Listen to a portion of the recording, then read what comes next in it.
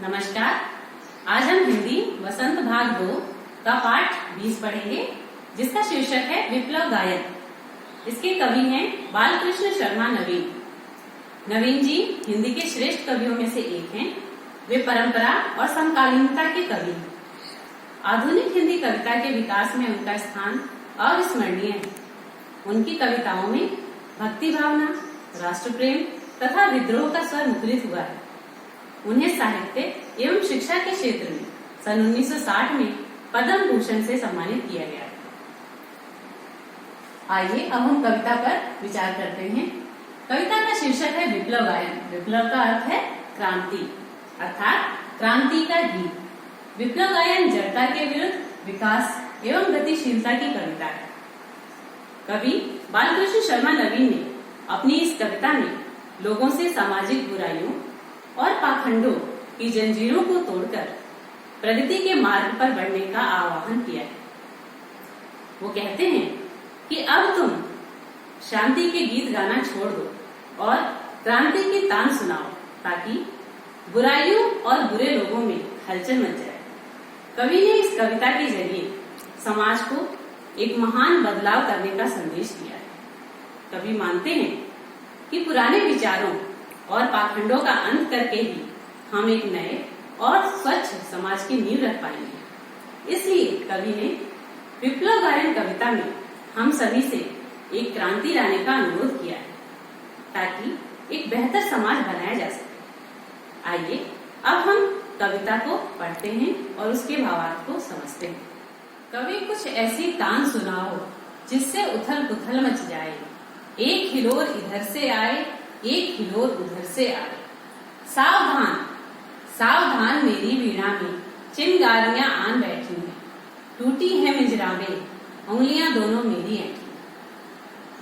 कवि का तात्पर्य है कि इन पंक्तियों में कवि एक ऐसा गीत सुनाने की बात कर रहा है जो समाज में क्रांति पैदा करे और जिससे परिवर्तन लाया जा सके। आगे कवि कहते हैं कि सावधान, मेरे ये गीत समाज की क्रांति के लिए, समाज में मेरा ये गीत क्रांति पैदा कर देगा। आपकी शांति भंग हो जाएगी और इस क्रांति से आने वाले बदलाव को हो सकता है उससे हमें कष्ट हो, लेकिन फिर भी हमें ये क्रांति लानी है। वो कहते हैं कि उनके इस गीत से समाज में कई बदलाव आएंगे और वर्तमान व्यवस्था उलट पुलट सकती है।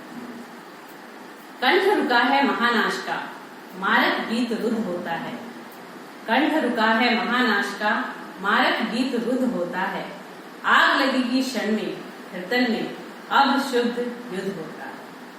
झाड़ और झंखाड़ दर्द है इस ज्वलंत गायन के स्वर में।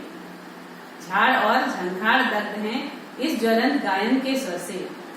रुद्ध गीत की क्रुद्ध तान है, निकले मेरी अंतरतल से। कवि ने विप्लव गायन कविता की इन पंक्तियों में कहा है कि मेरे गीत से पैदा हुए हालातों की वजह से महाविनाश का गला रुद्ध गया है और उसमें मृत्यु का गीत गाना रोक दिया है। असल में इन पंक्तियों में कवि कहना चाह रहे हैं कि जब भी समाज में बदलाव के लिए आवाज उठाई जाती है तो उसे दबाने की लाखों कोशिशें की जाती हैं, मगर क्रांति की आवाज ज्यादा समय तक दबाई नहीं जा सकती।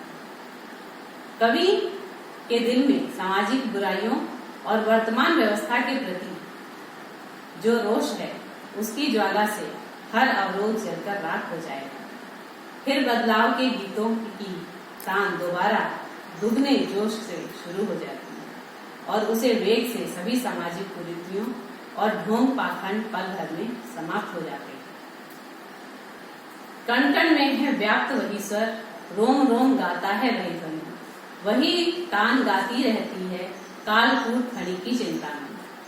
आज देख आया हूँ जीवन के सब राज समझ आया हूँ, ध्रुव विलास में महानाश के पोषक सूत्र परख आया हूँ। विप्लव गायन की कविता की इन पंक्तियों में कवि कहते हैं कि संसार के हर एक कण में क्रांति का गीत समा गया है। हर दिशा में उसी की प्रतिध्वनि आ रही है। जिस तरह शेषनाग अपनी मणि की चिंता में डूबे रहते हैं, उसी प्रकार यह सारा संसार भी नव निर्माण की चिंता में लीन हो गया है। विप्लव गायन कविता की अगली पंक्तियों में कवि कहते हैं कि मैं तो यह जानता हूं कि बदलाव के बाद समाज में कैसी परिस्थितियां पैदा होंगी। इसलिए वो कहते हैं कि समाज के विचारों और नजरिए में बदलाव आने के साथ ही बुराइयों से भरे दूषित समाज का विनाश होने लगेगा और इसके बाद ही एक नए राष्ट्र और समाज का निर्माण प्रारंभ होगा।